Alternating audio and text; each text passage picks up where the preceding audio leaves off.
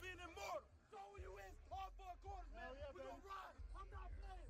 We ain't leaving out a dub. I promise you. I'm getting everything out. That beat shit is far a little ball. Hey, I like thanks to my nigga them. We gon' play with them pistols here. We smoking dank in my liver, yeah. We get shit wet on river, yeah. We get shit wet like the river, yeah. I wet shit like Austin Rivers, yeah. Check me out. On my side is getting wicked, nigga sliding. Mama told that boy to shake the city, so he ride. On that Mac, it be a titty, show no pity when we diving. Roll your brother in the gang before he hitting, why you hiding? OG now be dropping bags, no I don't, bitch, why you lying? M.S. Closet popping tags, spent 5 racks on my designer. Put 15 up on your ass, but that's your ass. What's up, everyone? Welcome back to the Sideline Surge. I, as always, am your host Emil, joined by my lovely co-host Samaj, as always. And today we are really happy in this college section because guess what? Miami is in. Miami made it somehow, some way. The committee put us over Notre Dame, and we're gonna talk about Notre Dame a little bit later. But like, holy shit, the fact that we are in. We have been given another chance at life, another breath of fresh air, just to hopefully survive against Texas A&M. And then we're gonna have to go against Ohio State even if we win that. So you know, Carson Beck is gonna have to show out. But before we talk about Miami and Notre Dame, we have to talk about the playoffs, just in general. We have the bracket, we know the teams. The first round is set to start on December 19th, in about 9 days from the time that we are recording. It's going to be a banger. It's going to be Alabama versus Oklahoma. Samaj, who do you have winning Alabama and Oklahoma? Oklahoma already won once against Alabama. Alabama just got beat out by Georgia in a game that a lot of people, I think, thought that should have eliminated Bama from the playoffs. Who do you think is gonna win in this game next Friday? I mean, it's kind of the obvious answer, Oklahoma. To be honest, I don't think Bama is gonna like recover that fast from that Georgia loss. I don't. That's almost impossible, bro. You get beat that bad, then it's like now you have the game of your life after that. I doubt it. Most likely Oklahoma's going to take the dub here. And people do think that like Bama should have been eliminated, but at the same time, look at where Georgia is. You know, like they're number 3. You know, it's not like they lost to a team that was ranked lower than them or that wasn't even going to be in the playoffs. Like, nah, they lost to a top 3 team. Of course, Bama's still going to be there because they proved the whole season of why they should. It's just that they went against a better team. So that's really all it is. But I don't Do know. you, It's do you have a score in mind for the game? a score, not really. I feel like when set the score low, it'll kind of be like right in that range of, like maybe 17 to in the 30s. But with Bama, Oklahoma, that could really be like a very low scoring game, or it could just be like, you know, I wouldn't say a high, but it could be, a little above average, like in that mid range around there. For a full score prediction, I don't see it being anything over like maybe 21 to like 27. I don't see it being over that. Alright. I'm excited for that game. That's gonna be. I think Alabama's gonna go into it playing like their life really depends on it. Or they might just get destroyed by Oklahoma. There's really no in between. After that, December 20th, we have 3 games. Miami versus A&M, Tulane versus Ole Miss, and Oregon versus James Madison, all in that order. First off, with Miami and A&M, I already mentioned how Miami has been given another shot, another chance at life, another breath of fresh air. And Texas A&M is coming off, obviously like they've had a week to rest, but they ended their season off with a disappointing loss to Texas, which everyone thought that, they should have won. A&M are the favorites here. But who do you think will take this win on December 20th? Mm, mm, yeah, this one, I feel like this is probably the most like it's probably the matchup you don't know who's gonna win at all. Like every other matchup, you could say somebody, of course, but I think for this one, like it's different because you have you know Texas A&M, even though they lost to Texas, their whole season has been great. Like they've been doing everything very well. But then with UM, they had a very good stretch at first. Then it was like it got rocky. Now they kind of made their way back up. So it's like, are you gonna go the team that's really hasn't had too many problems throughout the whole season, or are you gonna pick the team that that's had a few slip ups here and there? That's really all it comes down to. But even then, with that, like they both have strong cases as to why they should be able to win. But right now, I honestly feel like we might have like an overtime game here, honestly, because this is probably the two teams out of uh like this whole bracket that's probably the most even. I don't like you don't see any other teams being this even right now. Alabama, Oklahoma, you could try to argue that with them being 8 and 9, but Oklahoma is honestly levels above Bama right now, at least just right now. Oregon, James Madison, you can't say that. Tulane, Ole Miss, you can't say the same. So for like Miami and Texas, I think it's gonna be an overtime game right here. It's probably gonna be like one of the closest games that we're gonna have in playoffs so far. All right, next up, Tulane versus Ole Miss. Tulane, the players were celebrating when they heard that they got in. That they're, both Tulane and James Madison must have been elated that Duke won the ACC championship. Obviously, they're both going in here as underdogs. Tulane is the underdog to Ole Miss. Ole Miss are heavy favorites to win this game.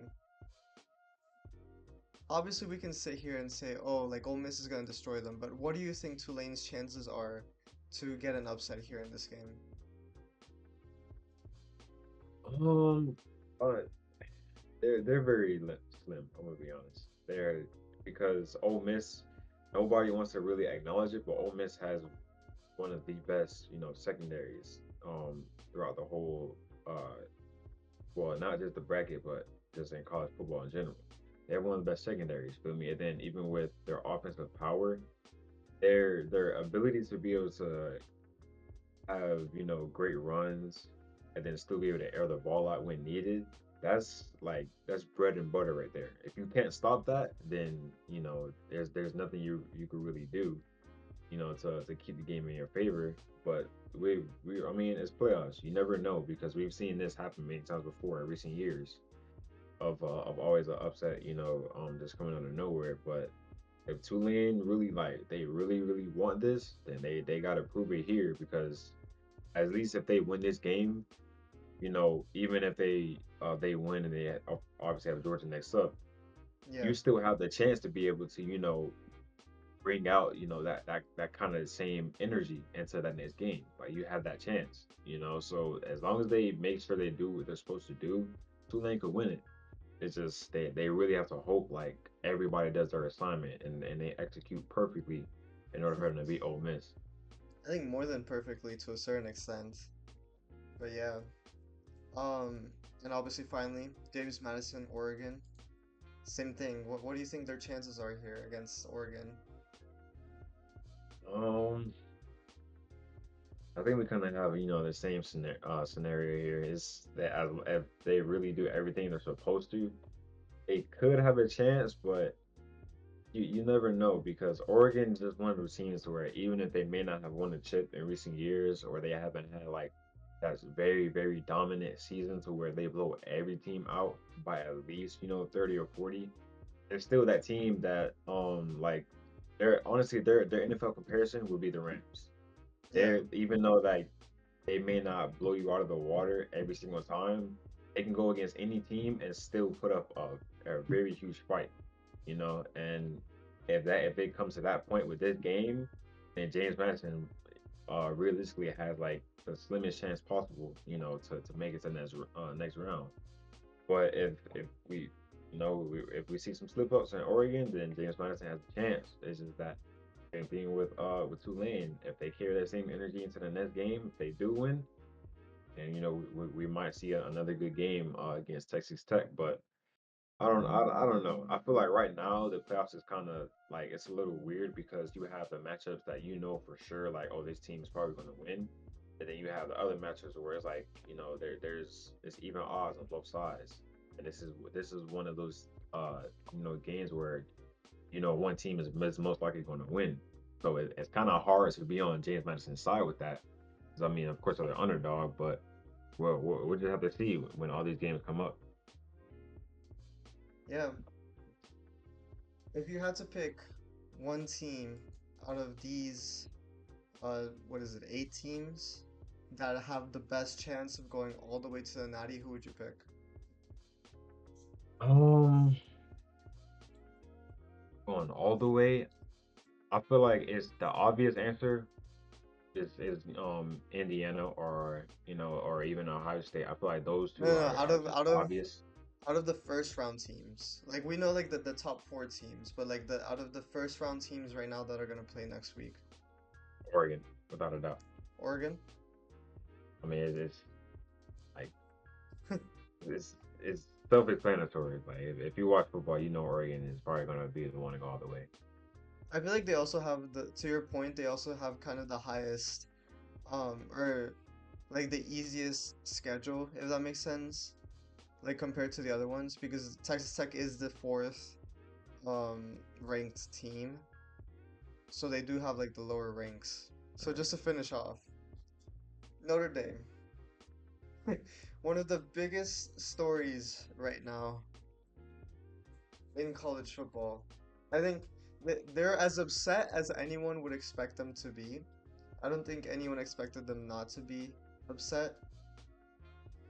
But it has been the headlines surrounding Notre Dame right now have been so messy. To give our viewers some context, Notre Dame gets left out of the playoffs. They were ahead of Miami up until the committee picked the teams for the playoffs, and their reasoning was Miami won the head-to-head in the first season. Alright, Notre Dame, understandably, very mad. Just like FSU last season, feels like they got snubbed, feels like they should have been in the playoffs over people like JMU, like Tulane, um, and obviously they're mad. Now, this is where the messiness starts. Notre Dame coach Marcus Freeman announces that they're not going to play the bowl game, which everyone felt was, like very salty, very like, oh, like I'm giving up when nothing goes our way. A lot of people are saying, these seniors, this was their last opportunity to go play on the field for like the last time. And, Um, what? do you see it? What? Where's your I have phone? not gotten a notification. Arsenal? Oh! Michigan? Alright, we'll talk about that in a second. After we finish talking about Notre Dame. Um, and now like athletic directors have been shooting shots. The Big 12 commissioner has said stuff. ACC social media, etc., etc. It's a whole mess. It's a whole mess. People are saying we should, change it, like change the playoffs again. The committee, whatever, etc. Notre Dame is not in a conference. It makes things even more complicated. But yeah, that's the situation. Samaj, I think Notre Dame was right to be snubbed, but how valid are their criticisms and their anger right now towards the committee? I mean, let's be honest. We've all had like those moments where we feel like we deserve something. So of course we would have a few words, to say. But then it's like, bro, you have to understand, like, that's first off, that's not in your control. So you can't even really be mad about it. Yeah, you can be mad at them, but like whatever actions you do, that's not going to change their opinion on it. Like it's too late already, bro. You're out of the playoffs. Just let it be. Now for them to opt out of the bowl game is like now you're just kind of being like petty at some point. Like there's no point in you really having to opt out of that, bro. Because now think about it. Imagine all your seniors Like now you're just not finding out like, oh, you played your last game. You can't even, prepare for that moment. Like, oh, I know it's gonna be my last game, so I'm gonna go out there, and ball out. But then now that's cut short because your whole department, they're feeling some type of way and they opt out just because you didn't make playoffs. You have the right, to do whatever, but then you cannot feel a certain way when there's other teams that you can also argue should have made it, and then now all of a sudden, like you're not in there. Because we could say the same thing about last year with UM. UM definitely deserves to be in the playoffs, besides a few other teams. But the UM act out in that way? Nah, they took it to the chin and they let it go. Now this year, this is definitely the year where UM for sure, deserves to make the playoffs. 1,000%, especially over Indy. And that, yeah, Notre Dame can feel some type of way, but then you have to look at every single possible factor that goes into it, bro. You have to look at everything, like out every other team that made the playoffs. When you go by teams that were, number one in their conference, they're automatically going to be in there. You feel me? So with those are already out of there. Now we have the team that's already in the top five, range. Those are guaranteed. Now when you go a little bit down to the 6 to 9 range, with that range, like come on, bro, those are pretty much guaranteed as well. But then when you Yeah. have that 10, 11, 12, like those, it's like that's a very slim because you have all from the top 25. You have that 12 to even, you can even say 25. Those teams are all have a chance. But when you have a team that literally started the season 0-2, now they all of a sudden, turn it around and then not lose a game compared to a team that has actually proven themselves against other top teams, like you're going to have, some problems trying to convince other people that you deserve to be there. I'm just be honest. But we all know that Notre Dame is definitely one of those teams where you can't really argue like, oh, I deserve to be there when you have, so many other teams that did as well. So it is what it is for them at the end of the day. Right now I don't think they'll their next season, I don't think is gonna play out well just because of this moment right here. Like they're kind of holding on to it a little for too long. I also I question the committee's decision to promise them that as long as they get in the top 12 in the future, they will be in the playoffs.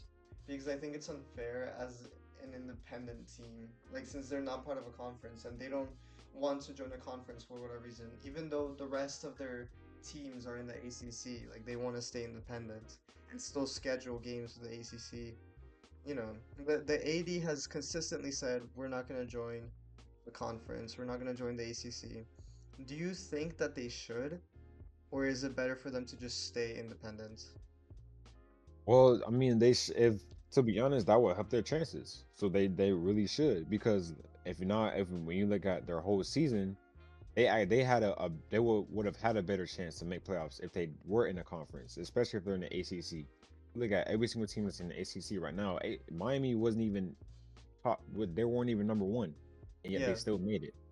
So like if they did that, they would have had a strong chance, to make it because now they will kind of have to, look at every single team. Now you look at that whole ACC, you can automatically tell UM is gonna make it out of everybody.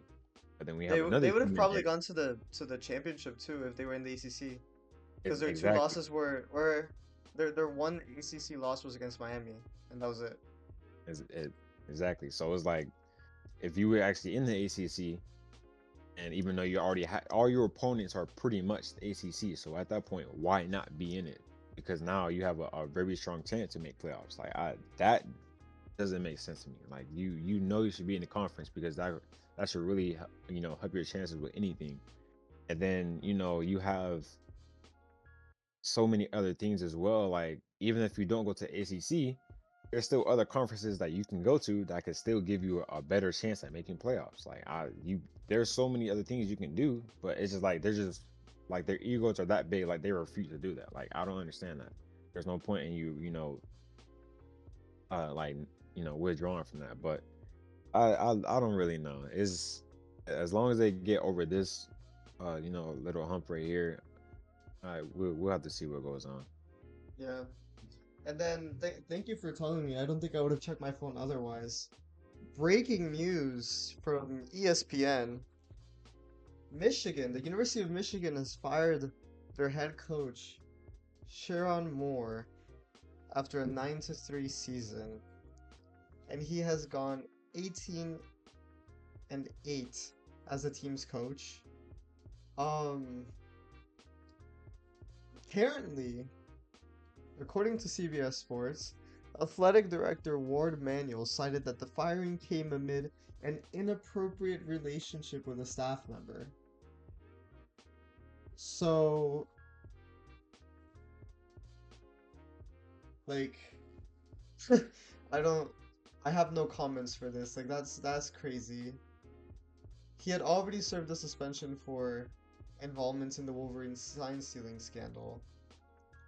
So, I mean, that's not as bad as this, obviously, but like that's crazy. Like that just happened while we were recording. Do you have anything to say about that, Samaj?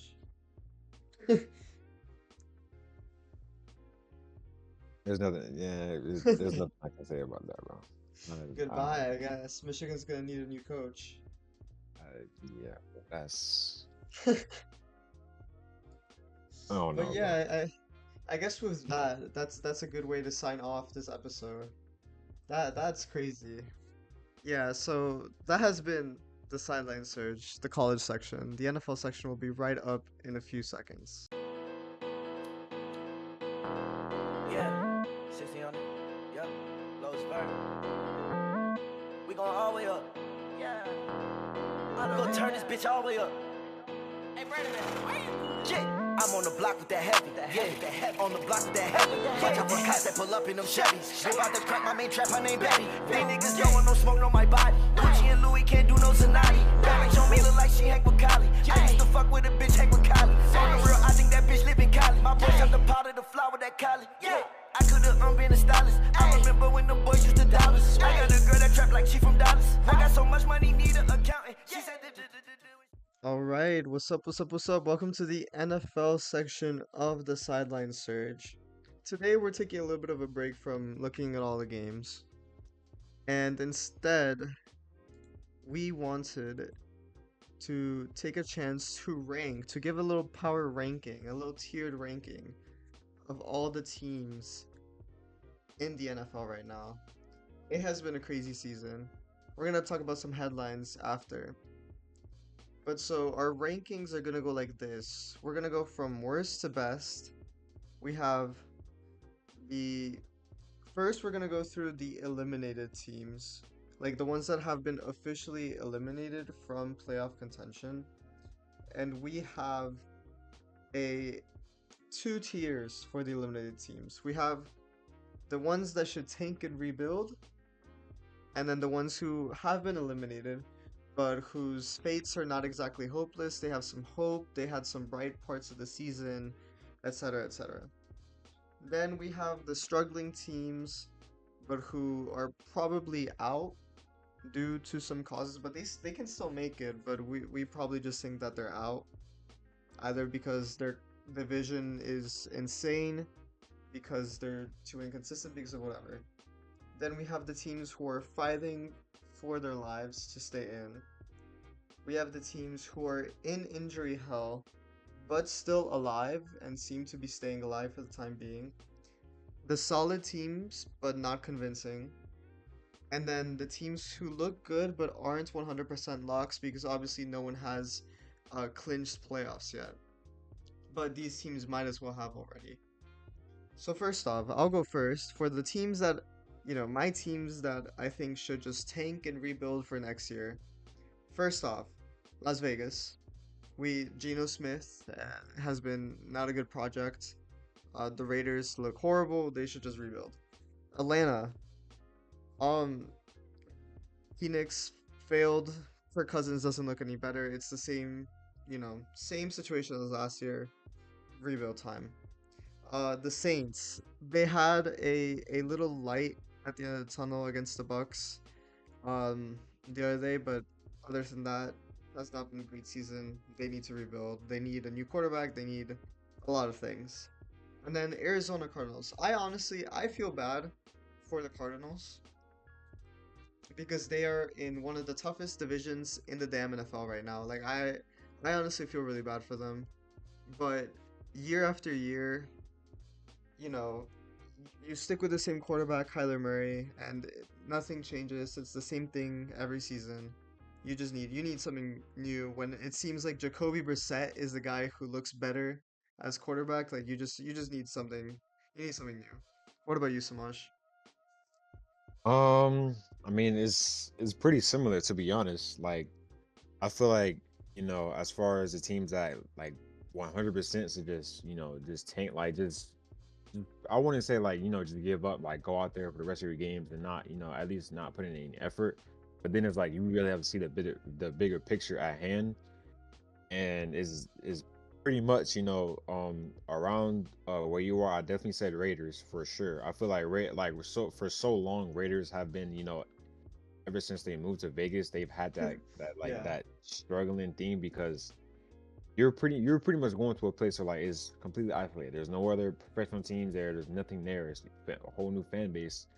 So now it's like you have a little struggle trying to with your salary cap and stuff like that. And as far as just players coming in and out.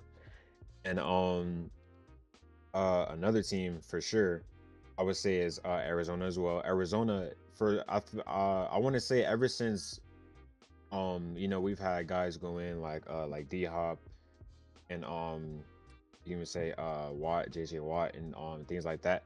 When you have so many good players go in, and then it's like you still have that that struggling season. That's the biggest wake up call right there, you know. But they haven't truly tried to wake up from it yet, and it's been a very long time since those two players have even been there, you know. So like that yeah, speaks a lot of volume about that. And for other teams, I would definitely say I know it's like even though they still kind of have a chance, which is still super like slim for sure. The I would say Commanders and then the Vikings. Only reason why is because we could see how like I would say they're kind of like the Giants in a way. Like they get their star players and stuff like that, and they have good momentum. The spirits is high, energy is everything is there. But then when it yeah, actually comes to putting on the field and stuff like that, that's where they kind of struggle at, and it sucks because we've seen in recent years. I want to say about 2 years ago, the Vikings they had an amazing season. They were doing very very well, and then Commanders just last year, they did, great. Rookie quarterback came in and he was able to really, help the team. But then when you only depend on, so many people, it's not going to play in your favor. yeah, Like you have to at least put, a whole solid, offensive line in there. You have to make sure you have more than just one receiver, more than just one quarterback. That way they can save you, whenever or if they get injured, Jaden Daniels gets injured, you have another quarterback that can come in and be able to, really, do his assignment. Same thing with the Vikings. You have JJ McCarthy, but then once he goes down, who do you really have behind him? yeah, That's able to help. Like that, they have to take that into account because if you don't, there's so much other stuff that can go wrong. Like once those players go down, then let's say these other players are playing more, and then those players go down, like it's going to pile on top of each other. And for my last team, for sure, like I could 100% agree on the Saints. The Saints for so long, like bro, it hurts, bro. I feel so bad for the Saints, bro. It's bad, man. that whole 'Cause city, man. like it's bro, Saints have like they've had so much, so much fire in them. They've been, like holding on, but it's like at some point, bro, you gotta make some changes, man. Like we can't keep trying to put out the same players and stuff like that, and then nothing is happening. Like we can't be having that, man. It just looks bad as a whole franchise. But yeah, that's pretty much it for my teams. I need to tank and rebuild. Yeah. Before we go into the eliminated non-hopeless tier, I do have to preface that after this week, after this episode, the teams that are officially, no chance for playoffs, which are the Jets, the Browns, the Titans, the Raiders, the Commanders, the Giants, the Falcons, the Saints, and the Cardinals. We will not be covering them anymore unless there's some very breaking news. But just in general, like those tiers are away. So, anyways, eliminated, not hopeless. The Jets. the Jets are not as bad as they seem. They took really okay mid quarterbacks, Justin Fields, whatever the other guy's called, and they made a season out of it. It's not the best season, but they made something out of it. So I don't think they're hopeless. I just think they need to have a team besides just Justin Fields. They traded away Sauce Gardner in the middle of the season for some reason, Garrett Wilson in the middle of the season, so they just have to figure things out a little, but it's not hopeless. The Browns, I still have my doubts, my reservations about Shador Sanders, but he looks for a rookie quarterback who had a lot of pressure on him. He looks good. He's very good in with the media. I don't think it's hopeless. I think you just need to give him a team. Like the defense is solid, and Miles Garrett is about to break sack records, which we'll talk about later. But yeah, that's the Browns. The Titans, I don't think Cam Ward is as bad as everyone is saying. He just doesn't have a team, and you just need to put people around him. Tony Pollard looks amazing. Like your running game is fine. You just need to figure out your passing game. Um, Commanders, I would say it's injuries, but I think you just need to give um, Jaden Daniels more weapons. The Giants is the same thing. You just need to get out of injury hell and get more weapons on defense. Minnesota, they're not officially eliminated yet, but they might as well be because the NFC North is hell. Um, but yeah, I think JJ McCarthy looks bad, but I think if they stick with him and develop him, then they'll be fine. They just need to, they have Justin Jefferson. They just need to keep going, keep it in. What about you, Samash? I mean, I 100% agree, to be honest, but that's also kind of why I was saying like the Vikings and the Commanders. I feel like, that's pretty much it for them. Like just Yeah, I don't see any point in, you having your players go out there and trying so hard and then like you have more injuries. I don't like that's stupid. But as far as the rest of the teams that are pretty much like have a very slim to zero chance of making it, I mean, I think they should take a page out of some of the teams' books. Like right now, we could say, with the Titans, even though like they've kind of started that rebuild, I feel like they're kind of doing it in the wrong way. Like obviously you have Cam Ward, phenomenal quarterback, but then you can't only depend on him and then not try to build around him. yeah, Obviously you have uh Tony Pollard there when we were just talking about him a few days ago. When you have him there, it's like okay, you have the running game, but then now what about your O line being able to really help him? Be able to extend leads whenever he can, and then also the O line being able to hold for Cam that way he can get the ball off. Like it's small things like that that's really gonna make a big change. And then now we could say obviously with the Browns and the Giants.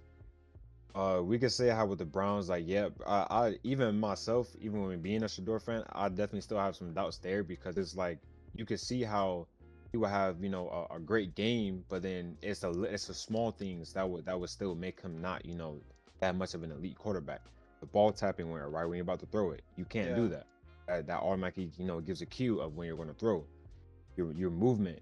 Yeah, when you move and you're drop stepping, you're standing there and things like that. Keep your head on the swivel because as soon as you hit that that ball tap, now everybody they're looking at you. They're seeing like, oh, that's gonna be in the air. So where receiver is, I'm gonna be right there. And it's automatically setting him up. And the safeties Now, are always looking at where you're looking at. Like they're gonna is read that. They're exactly, gonna read that. exactly. Any decent safety is gonna read that. Exactly. So with the Browns, that I mean, they've had a decent start. Like you have Shador there, and but as far as everything else, like you have to put more weapons around them. Obviously, defense being one of the best defenses in the league, which is honestly insane to say because like they're not overall as a team, they're not one of the best teams, but just defense alone, they're able to execute. But they just have to get that offensive side running like they have to. As long as they get more weapons there, I think they'll be able to excel as a pretty good team. Now with the Giants, we've seen how that happened. You have constant injury, like it sucks, bro. Like because it's not like they're a horrible team. Like just injuries is literally what's keeping them from being, so successful. So just with the Giants, man, like it's not much you could really say that they have to change because even when they were healthy, they beat the Eagles. They still beat some, some decent teams, when they have the momentum. So it's just as long as they stay healthy, and the team like overall, as far as a head coach situation now as well, as far as stuff like that, like as long as they get that out the way, I don't think it would be too much of a problem for them. Like I think they'll be pretty good. But yeah, I think that's pretty much it. There's not much you could say about any of the other teams, like the Jets and the Vikings. I don't think it's too much you really say other than they just need some more people there, and that's about it. Yeah. Next here, struggling, but probably out. These are teams that they're either like coming back a little bit, but like we still think that they're struggling. They probably won't make it, either because of their division, because of whatever, or they've just been heavily inconsistent. We don't think they're gonna make it. For me, those teams are Miami, Kansas, Cincinnati, and Dallas. And let me explain why. The Cowboys, they're 6-6-1. Their chances look slim. The offense has looked, I think, one of the better off Dallas offenses we've seen, but the defense is in shambles. They had maybe like the two good games against the Eagles and Chiefs, where like the defense was able to stop them, but besides that, I haven't seen enough from the defense. The offense is good, but I don't think it's enough. Um, for the Dolphins, I think they've had an impressive run. They are on a four-win streak. They've gotten back to 6-7, and like I think they can get to a positive percentage, but with the Bills and the Patriots in the same division, I don't think it's possible for them to get into the playoffs. With the Bengals, the return of Joe Burrow gave me hope, but with this recent loss against the Bills, unless the Ravens and the Steelers choke, I don't think it's possible. Um, and then finally the Chiefs. I had them in a separate tier because the Chiefs will be the Chiefs and always somehow make it out alive. But after the game against the Texans, let me not take away from the Texans. I think the Texans look very strong, especially defensively right now. But the Kansas City offense, which is supposed to be this elite offense with elite receivers, an elite tight end, an elite quarterback that mirrors, the offense of the Patriots. I I don't think they have it this year. I think the performance against the Texans was horrendous. Um, People were dropping balls left and right. Patrick Mahomes had one of the worst performances I think in his career. So I don't think it's possible for Kansas. Yeah, I mean, I mean, we all could really say the same thing about those teams because it's not only that like those teams like it's not like oh they're just horrible. It's unfortunate, bro, because Bengals losing Joe Burrow so early, then him coming back, pretty much like too late. It's like I Yeah, mean, there's nothing they can really do about that, And even with him being there, it's still difficult because like yeah, you may have him there, and obviously he has his connections and everything. He's still gonna try to ball out like no matter what. But then when you have that, and then on the other side, it's like defense is still not doing the best. There's nothing you can do. yeah, Is you're solely trying to just ride on the offensive side. Now when you go to other teams, like the Dolphins and the Chiefs, it's like those are two completely different scenarios. No, like you have a team to where they're like their star player, like the soul of the team, is not there compared to the two teams to where it's not like they have every single player missing. Like no, you probably have one player missing this game, and then you have another player missing this game. They've pretty much still been decently healthy this whole time, so there's yeah, no excuse for them. Like there's no excuse. Chiefs receivers, like we have no idea what's going on with that. And even Travis Kelce said himself, he didn't even know what was going on. Like he couldn't find any excuse as to why he was dropping any passes, like at all. So if he says that, that says a lot to this the whole yeah, team in general. Because like if he can't figure out a reason why, then we could you could go down the line of every single player and they could probably say the same thing.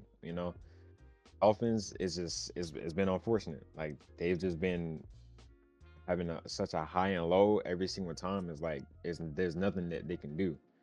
But it's extremely disappointing for the Chiefs of how they've been, so like they've been up here every single season so far, and then it's like now they're all the way at the bottom, pretty much out of nowhere. Like and then there's no excuse for them, So it's just with those two teams, it doesn't really make sense for why they're in that position. But I'm not too sure about those teams in the future. It's difficult to really tell because like those teams are also older as well. Besides the few rookies that they have, so they can figure out a lot of these problems by the end of this season. Or next season is it's going to be difficult to see where those franchises will end up. Yeah. Next year, we're gonna get a little bit more positive, slowly but surely, fighting for their lives. These are the teams that still have a chance. Either they're in a very competitive division, but they're not solid teams, or they're fighting for every tooth and nail to get into the playoffs. For me, these are the Ravens, the Steelers, the Lions, and the Panthers. Um, I'll explain why I don't have the Bucks in here when we get to the next tier. But the Ravens and the Steelers, they are battling it out for the AFC North right now. They are the two contenders for it.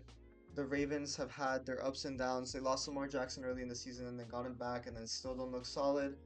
That's basically the Ravens story right now. They are I think Lamar Jackson has a similar problem to Josh Allen where the lack of success in the playoffs is what's going to hurt their legacy in the long term. But for Lamar Jackson especially, if he can't pick up his team right now, then it's going to hurt his legacy. For the Steelers are always in this damn tier. Like the Steelers piss me off so much. They're looking prime to get that 9-8 Mike Tomlin special like every single season, and I have nothing to say about it. I think it's funny that they always end up like this. The Lions, they are in like the NFC North, and they're fighting tooth and nail to get in. It's gonna be really hard for them to do it. I think that they can, but I miss the Lions that we saw last season. This is not the same Lions team. Maybe it's because they lost Ben Johnson. Maybe it's just because it's another season and teams have adapted to the Lions play calling, but it's just not the same magic. And then the Panthers, just like the Bucks, are fighting it out for the NFC South. Bryce Young looks better, but Bryce Young is Bryce Young, so we'll see how that goes. Um, I mean, to go right back to Bryce Young, the Panthers is just I mean, of course, there's a lot that they really have to work on. Like, it's not like they're going to be able to just bring in, a star quarterback, and then only some receivers, maybe a few running backs, things like that. It's not like they're just going to completely do that and change everything. But I feel like they're taking the wrong approach because as soon as they got Bryce Young, it was like that's kind of where they stopped it at. Like they started selling themselves short of true success by trying to bring in some more people, and not only just with the players. I feel like just overall as far as coaching as well. I feel like the coaching hasn't been the best because Panthers actually have pretty decent coaching in my opinion. People is not gonna agree with that because of their record, but if you really watch the games, it's like their decision making and everything is actually not bad. But it's just overall performance and execution is what like it says the opposite of it. But then now going back to the Lions is completely different. It's like they brought in everybody. They brought in some players. Obviously have great coaching and stuff like that. But then just overall, like this is not the same exact team. The players, the names, and everything still may be there, but as far as overall performance and rating and just grade, it's not the same team at all. But I think not only is because of what you said, like teams may have adjusted. I think it's also because of just morale. Like their morale is very low compared to last season. They were very energized that like they had everything going. Like they knew that that was their season. And then I feel like this is the repercussions of like this is them. Like dang, we probably should have still made it last season, but now it's like they're carrying it on to now when they should Yeah. have. they're 8-5. You know, it's not like they're one of the teams that's like completely out of playoffs already. Like, nah, they still have a chance. It's just that they need to make sure they execute at every single level, and they'll be able to get in. But with their division it is hard because the NFC North is one of the most competitive in the NFC besides NFC West. But it's just that if as you know, as far as the overall team, I don't think like they're where they should be mentally, you know, or just outside of the physical game. And then now to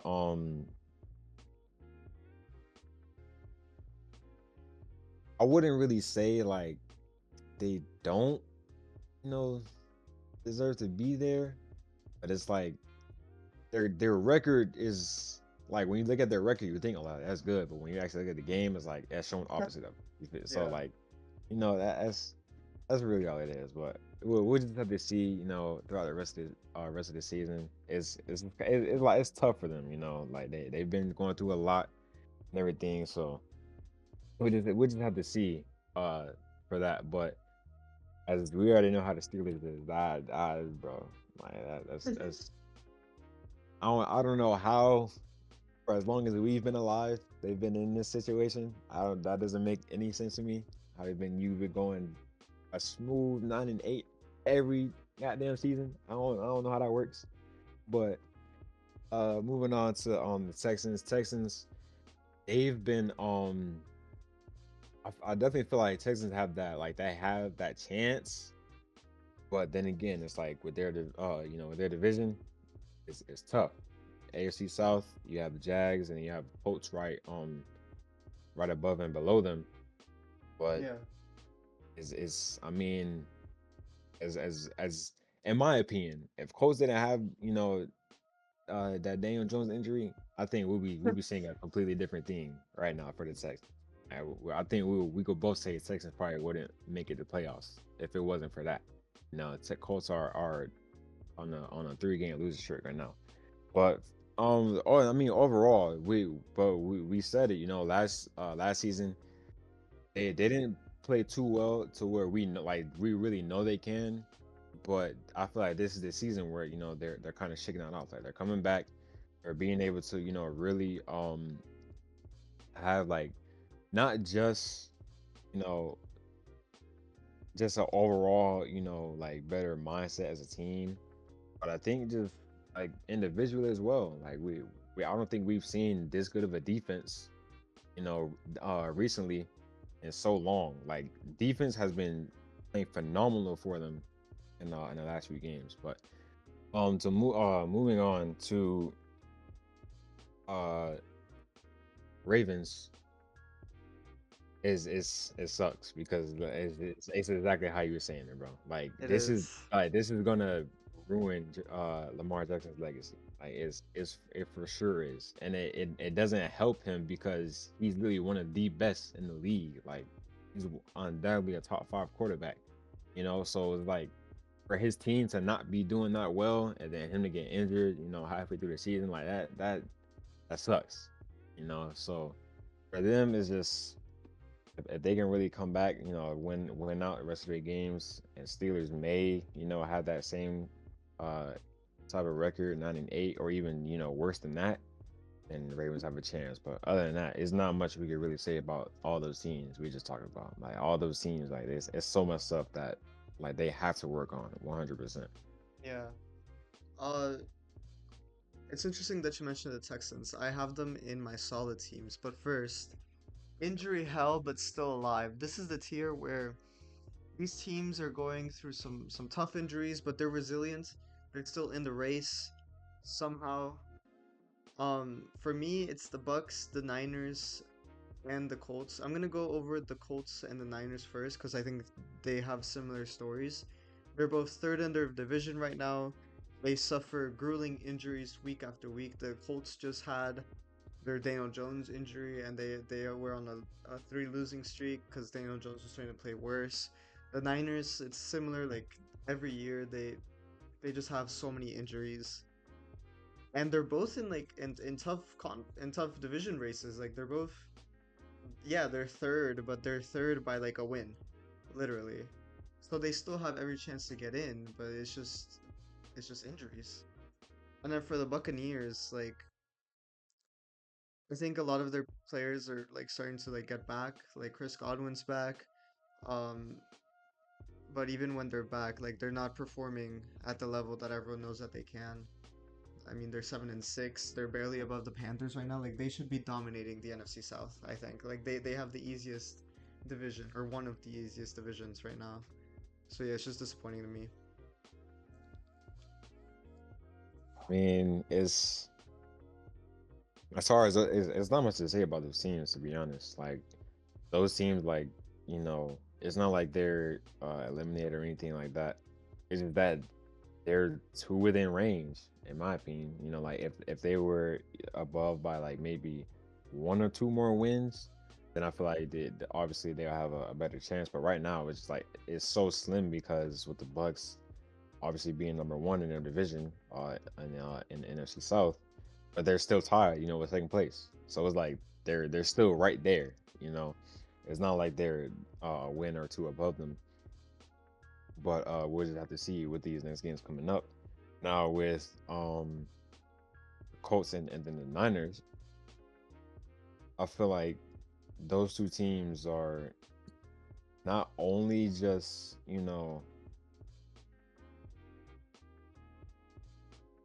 it's like they have everything there as far as their game plan, but it's just the players. Like it's just injuries. That's really the only thing. Like they overall as a team, they have every single thing there. But it's with Brock Purdy getting hurt and being in and out, and then you have this Daniel Jones injury. Like that sucks because that's a season changing injury. It's not like they were already guaranteed to in the playoffs there and then they're already guaranteed to be eliminated. Like nah, they're right there, they're so close. So for it to happen like not too long ago, I heard that hurts even more than than really anything else. So just with the Colts, I think they'll be able to still pull through. It's just it all depends on their division. Like Yeah. that's really it. They'll still be able to pull through. Is that they have two other tough teams in there. Now with the Maybe even Niners, wild card, because like the I mean AFC it's North is so bad. Like bro, it's like it's that close. It's that yeah, close, bro. Like I don't really know because and then even with all the teams in AFC, there's really only one division to where it's like okay, this is the only one that everybody has a chance besides yeah. besides the Titans, of course. You can't say that about every other division.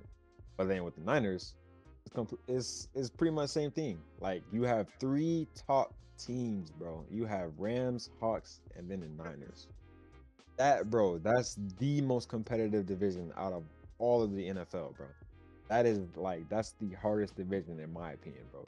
You have the Rams that can literally win against one of the best teams, and they have like an okay game, but they're still going to have a positive record.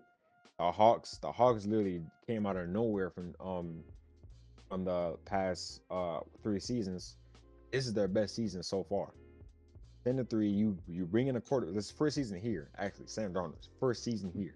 So the fact that he came in and was able to change everything around so quickly, that speaks a lot of volume. And of course, the Niners is like they've had everything, they've had all their pieces for so long, but injuries keep taking them out.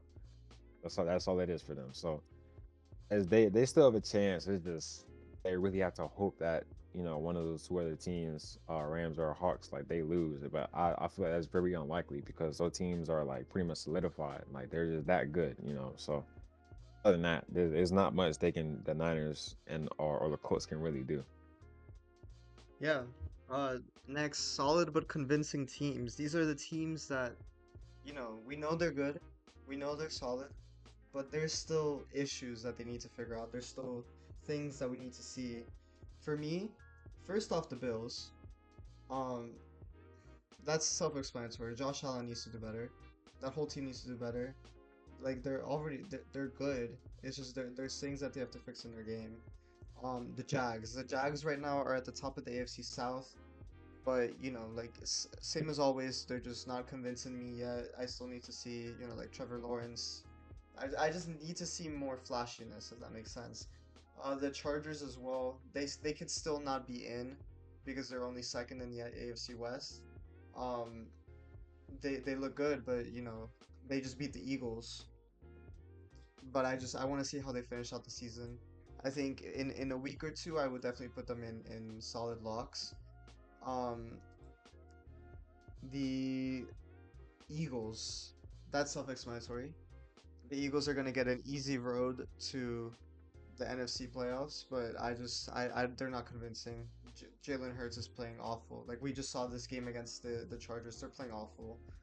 Um, and then the Bears. The Bears for me are great. They will be a lock if they continue their form. Their offense just needs a little work, like the passing offense. It's just a passing offense. Caleb Williams is good. I just need him to lock in. Like the offense is good. I just need them to lock in a little. Mine is pretty much similar to yours. I think the only difference is that I don't have the Rams there, but I mean, as far as everything else, Bills, like we already talked about the Bills, with Josh Allen and everything. They it's I mean, it kind of makes sense now, to be honest.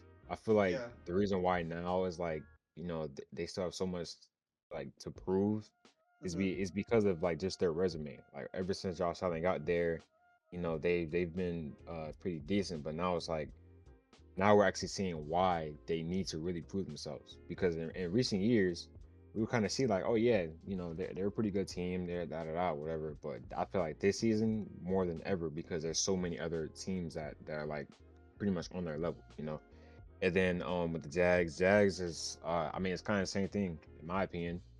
Trevor Lawrence, ever since he got into the league, I feel like he has not been that Clemson Trevor Lawrence that we know. He has not been that quarterback that can really, change the game and just be able to help their team. Now with Chargers, I feel like Chargers, they're kind of in the same, range of I'll kind of say the Niners in my opinion. They have like those key pieces there. It's like they have those one or two key pieces, but then overall the team is like they're either going to have a very good game or a very bad game. It's like never in between for them. Yeah. But then they will have moments to where it's like, okay, I can see that you're able to do this, but are you going to be consistent with it? That's all it is. If they were actually able to be consistent, then we'll be having a different conversation right now. Now with the Eagles, we've been talking about that. Eagles, like just overall this season, I feel like for the very top teams in recent years, they're all in the same area right now. Eagles, Chiefs. You can say the same thing about Commanders, of course. Bills, Ravens. Just over like overall the top teams in the last 5 years, they have not been where they need to be. Yeah. Um, Now with Packers and Bears, I feel like this is probably the most difficult part of it because it would literally have like a very good game, like especially with Bears and Packers most recent game 3 days ago. Even though like they will have a very good game, it's like it's still not convincing, bro. Because Bears, when they played the Steelers, they only beat the Steelers by 3 points. And Steelers are literally a team that's like they're really fighting, for their lives to make the playoffs. If you're, only being a team by so little, and it's a team that's like they're pretty much not even really guaranteed to make playoffs, I feel like that's kind of, that's a big statement right there.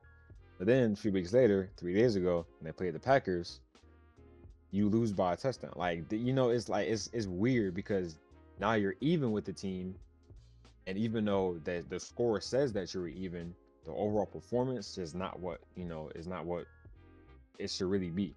Yeah. Because when you look at the Packers, their season, they've been very good, but look at the teams that they lost to. Like, it's different because they started the season strong, beat Lions and Commanders, and then they lose to the Browns. Like that kind of doesn't make sense. 3 weeks later, lose to the Panthers and lose to the Eagles. Like it's like those two teams, it doesn't make sense of how they would literally either be very dominant against a team that's like either, somewhat, worse than them, are way worse. And then it's like as soon as they finally get a team that's like, on their level, now they can't even really do anything. Like, if they're on Yeah. your level, I feel like it shouldn't be that hard for you to really at least put up, a decent performance. But which I mean, right now is hard to say. They're both same, same division, so they're both in the run. We just have to see how these last few weeks hold out, especially with their division being, one of the most competitive. So we just have to see with how those teams are going to be. Yeah. Before we move on to the first and final tier, oh, I guess that's an oxymoron. To the top tier, I do want to add solid but not convincing the Texans as well. I forgot about that. Their defense looks great, like you mentioned. It looks great, and I would say if they hit the weight room a little more, they would probably look like the Legion of Boom from like the Seahawks. But yeah, that's really my only add to the solid but not convincing. And then look good, not 100% locks for me. The Rams, they're not 100% locks because they've had some disappointing losses, and because they're not flashy. They're not flashy enough, if that makes sense. Like they're not blasting teams out of the water like I would want them to. That's really it. The Seahawks, they are a team that are blasting people out of the water, and I'm excited as a Seahawks fan because they look good. They have one of the highest point differentials in the league right now. They have the top wide receiver, one of the top quarterbacks. They look good. They just need to fix like some things. They need to get consistent. The Broncos and the Pats, they're the top teams of the AFC. Bo Nix needs to lock in earlier in the quarter, which I think we've seen happening more often. But the Broncos defense is amazing.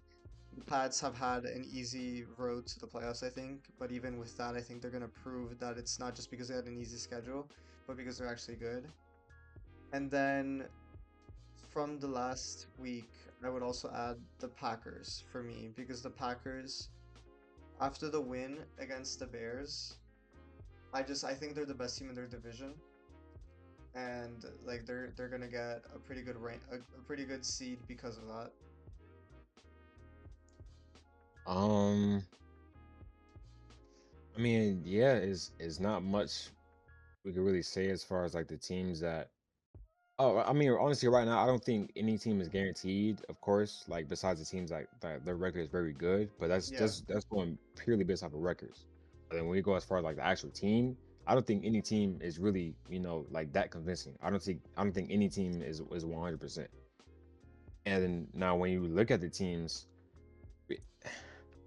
you have like there's certain teams to where, of course, you have Broncos, and you have the Pats. But then when you look at their records and then their schedules, it's like, yeah, they have that record, and then their schedule may not have been like the hardest. But then when you look at who they lost to, it's like the schedule's really, something that we should worry about. I feel like that's what it comes down to with those two.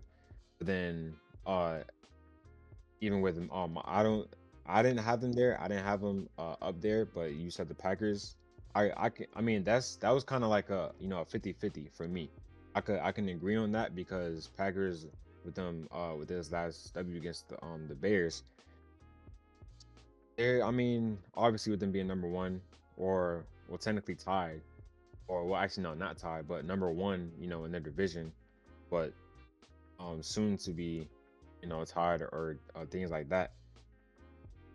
They're kind of, on the almost likely, kind of thing. yeah, It's not like they're not, gonna make playoffs at all.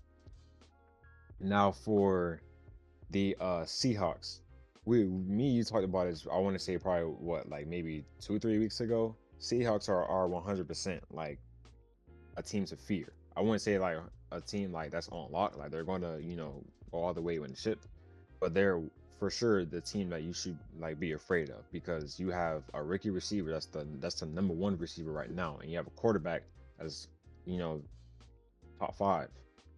That's something that you should be scared of because so many teams have win against them, and yet they have not figured out of what to do to stop them. That's like that. That's more than enough, to try to have some fear in there. But I right now I don't think any teams besides the Hawks, um, even though the record is the same. I wouldn't really say Rams, but I think Hawks, Broncos, and Pats for sure, only because of their records. That's the main reason why. But if we completely take away records and everything, I think Hawks are for sure the number one team that like they'll probably come out on top. Like they're for sure right there. You don't see any other team doing what they're doing, especially like at the intensity that they're doing it. Yeah, that was a long thing. So let's check out these headlines real quick. First off, Daniel Jones. We can take it together with Philip Rivers. Daniel Jones, Achilles tear. He is going to be out, I think, for the rest of the season. The Colts have Yeah, brought out Mr. Philip Rivers, former Chargers quarterback, out of retirement after 5 years. This guy is literally a grandpa, and he is Pretty back. score. There's not much to say. We're gonna see how that goes. We'll probably talk about it next week, and that might be how the Colts get out of injury hell for me. But we'll see. Jaden Daniels out again, elbow injury. We've already talked about the Commanders. Washington has a curse, like whatever. And then Miles Garrett. We have to talk about this before we don't talk about the Browns ever again. Miles Garrett is about to break the sacks record. He is 3 sacks away with 4 games left from breaking the single season record held by Michael Strahan and TJ Watt. So we will probably see him break that record, to be honest, because he's great. What else can you say? But And yeah, it's that's there's no this is, yeah that just gonna leave that alone. you see him coming, you're just gonna Yeah. run, bro. Like there's no way. But anyways, that has been the Sideline Surge. This was a long NFL episode. After this, it won't be as long because we're gonna start eliminating the teams that we're talking about. So yeah, it's been a pleasure as always. I am Emil. This is my co-host Samaj. I'll see you all next week.